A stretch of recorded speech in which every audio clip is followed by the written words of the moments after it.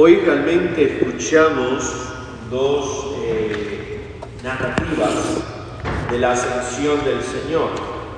El Evangelio de Lucas, que acabamos de proclamar, y la primera lectura de los Hechos de los Apóstoles también narra la ascensión del Señor.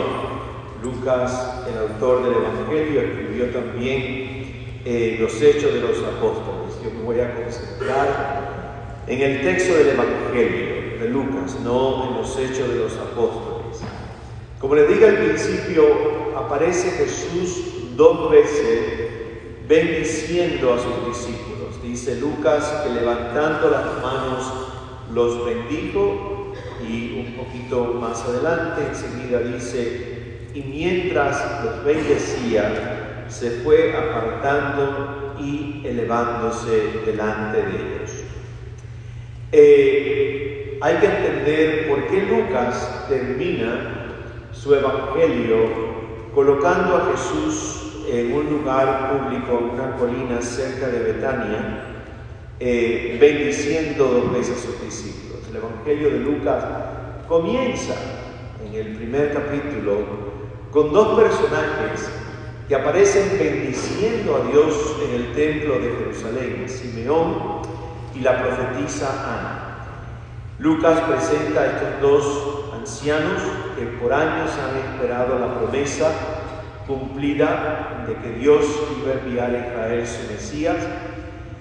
Lo hacen en paz, ya están listos entonces para morir, porque han visto que Dios ha sido fiel a su palabra, Dios ha cumplido y ha llegado la luz y la liberación para su pueblo. Y bendicen a Dios por esta obra que ellos han esperado por tantos años. El Evangelio termina con bendiciones igual que comienza el Evangelio. Ahora es Jesús quien bendice. Ya no reciben esta bendición, no es Dios quien recibe la bendición, son este grupo de hombres y mujeres alrededor del Maestro que asciende. Ya no son ancianitos que están esperando a que llegue la muerte y poder ver al Mesías antes de la muerte. Quien recibe esta bendición del Cristo resucitado que asciende es un grupo de hombres y mujeres que van a ser lanzados en una misión. Ahora que comienza el camino, no va a llegar la muerte, no son viejitos, ya no es en el templo, es un lugar público, en una colina. Y lo que me dice Jesús es básicamente que regresen a Jerusalén. Y el texto nos coloca en el templo de nuevo, alabando y bendiciendo a Dios, llenos de gozo, que esperen al prometido, porque el envío y lo que comienza no es un proyecto de los discípulos, es un proyecto realmente del Espíritu de Dios, regalo del resucitado. Dos textos muy diferentes, pero tienen elementos comunes. Simeón y Ana bendiciendo a Dios al principio porque ha cumplido su promesa, y termina Lucas bendiciendo a Jesús, el resucitado, a sus discípulos. Lucas es el evangelio que se conoce como el evangelio de los marginados. Los pobres, las mujeres, los niños y los enfermos son protagonistas muy especiales del evangelio de Lucas. Son los bendecidos por el Maestro, son los privilegiados de este evangelio. Lucas los coloca a ellos al frente, en primera fila, y son los primeros que van a recibir la buena noticia del nacimiento de Cristo, los pastores de Lucas. Y eventualmente el evangelio se va a ir desarrollando, donde el pobre, el enfermo, la mujer y el niño son los receptores del mensaje de Jesús y de la palabra y de la persona de Jesús. Aquí la cuestión donde nos enredamos muchísimo es con el significado profundo y auténtico de la palabra bendición o bendecir. Yo sé que esto es una palabra que cuando tú y yo la escuchamos, pues pensamos que viene el Padre, le echa la bendición, hace la señal de la cruz y está bendecido. Es como que yo voy a echar algo que no estaba antes, y una vez que yo haga la señal de la cruz, pues ya está eso colado entonces, ¿no? El El sentido bíblico de bendición es muy diferente a este, mucho más profundo y es realmente mucho más hermoso. Vamos a explorar lo que significa la palabra bendición. Yo le voy a decir 3 palabras a ver si les suenan parecidas a ustedes. Bondad, bueno y bendecido. ¿Les suena parecido? Bondad, bueno y bendecido. Las 3, la palabra bueno, la palabra bondad y la acción bendecir, tienen su raíz en la misma palabra en latín bonus, que significa ¿qué? Bueno, algo muy bueno. Bendecir, por lo tanto, literalmente es benedicere, decir algo bueno. Maldecir es decir algo malo. Por lo tanto, bendecir es recordar a alguien o recordar que algo es profundamente bueno. ¿Cómo se puede echar algo que ya es bueno si ya lo tienen? Por lo tanto, bendecir realmente es recordarnos mutuamente que tú y yo, por mucho enredados que seamos, profundamente somos buenos. Bendecir es una acción que te recuerda a ti y a mí que llevamos la bondad de Dios dentro de nosotros. Por eso, los textos bíblicos están llenos de hombres y mujeres que bendicen a Dios. ¿Cómo tú le puedes echar algo a Dios? Como que si Dios le faltara algo. Dios es todo. ¿Qué significa lo que hace Simeón y Ana en el templo de Jerusalén? Cuando bendicen a Dios, dice el texto, ¿qué están diciendo? ¿Lo bueno de quién? De Dios. Que Dios ha sido fiel a su promesa. Que Dios ha cumplido lo que ha prometido por siglos, de que iba a llegar la liberación y la luz al pueblo de Israel. Bendecir a Dios es proclamar al mundo de que Dios es bueno. No le estamos echando algo a Dios, estamos diciendo que Dios es bondad, que Dios es bueno. El texto del Evangelio está lleno de gestos donde Jesús se acerca a gente y lo bendice. Jesús no hace esto. Jesús con sus gestos les recuerda, por ejemplo, a los leprosos de que son amados. Con los gestos Jesús les recuerda al leproso de que no es una persona mala. Y le recuerda al leproso de que pertenece aún a una comunidad de creyentes, a una sinagoga, a un pueblo y a una familia. Jesús bendice a la mujer y le recuerda a las mujeres marginadas por completo, muchas veces, casi siempre en la historia bíblica, le recuerda de que ellas también son bondadosas, de que llevan la bondad de Dios dentro de ellas. El padre José Antonio Fagola tiene una reflexión bellísima este fin de semana y les voy a leer un pedacito de lo que él escribió sobre los gestos de bondad de Jesús. Por lo tanto, si son gestos de bondad, ¿qué está haciendo Jesús? Bendiciendo. Bendiciendo, pero inteligentísimo, menos mal, yo lo sabía que se fueron inteligentes.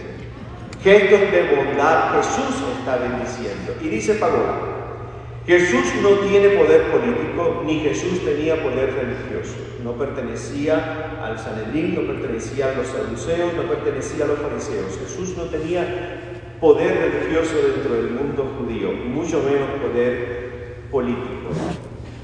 Poder que lo ayudara a provocar cambios radicales, cambios profundos.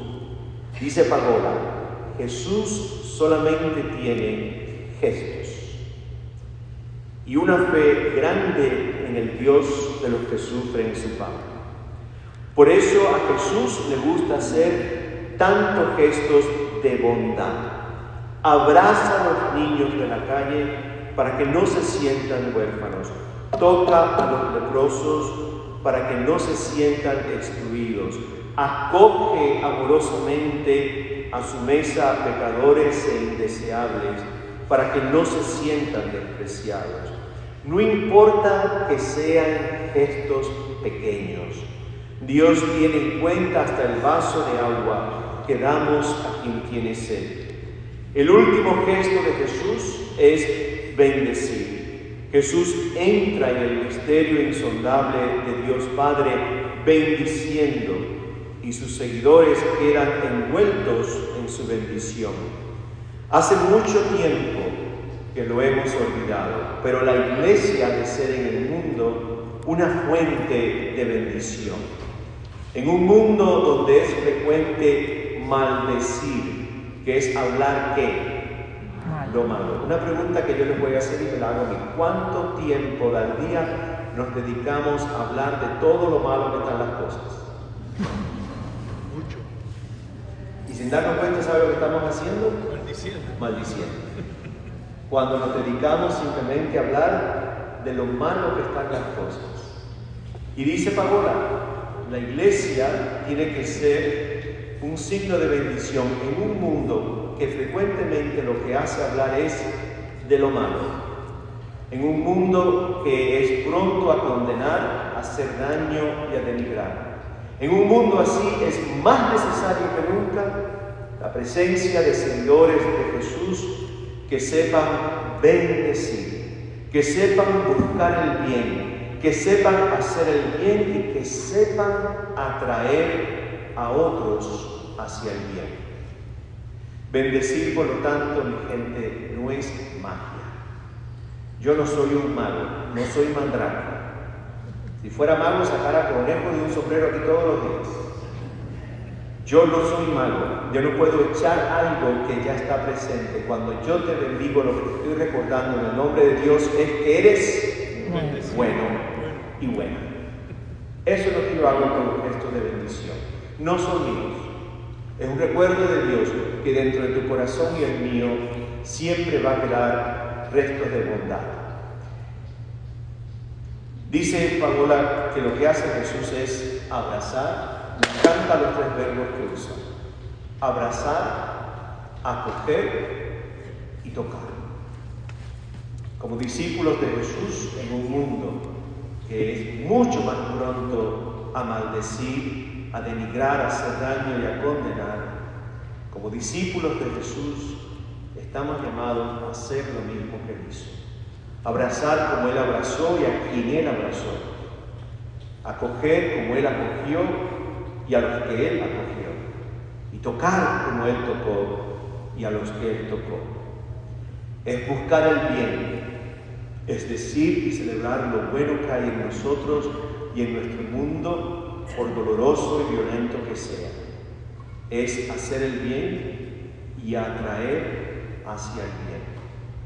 Esa última frase a mí me interpeló muchísimo y me hizo preguntarme, y te la invito a que tú te la lleves a casa también esta noche, porque me hizo preguntar si yo atraigo a otros hacia el bien. Y hazte tú esa pregunta también, como discípulo de Jesús, discípula de Cristo, si tú atraes a otros hacia el bien. Y vamos a descubrir que muchas veces lo hemos hecho y muchas veces no lo hemos hecho. Bendecir es hacer todo lo posible en tu vida y en la mía, de atraer a otros hacia el bien. Francisco de Asís, en sus descripciones de Dios, que son bellísimas, cuando él hace como una pequeña letanía de cómo es Dios, describe a Dios con estas palabras: tú, Señor, eres el bien, el todo bien y el supremo o sumo bien. Nos preguntamos en esta tarde si somos hombres y mujeres que bendicen. Y somos hombres y mujeres que nuestras palabras, nuestros gestos, por sencillos que sean, recuerden lo que dice Pagón: a Dios no se le olvida hasta el vaso del agua que le damos al pobre. Por sencillo que sean esos gestos, preguntémonos si ayudan a los demás a acercarse al bien que es Dios mismo. El bien, el todo bien, el sumo bien. Amén.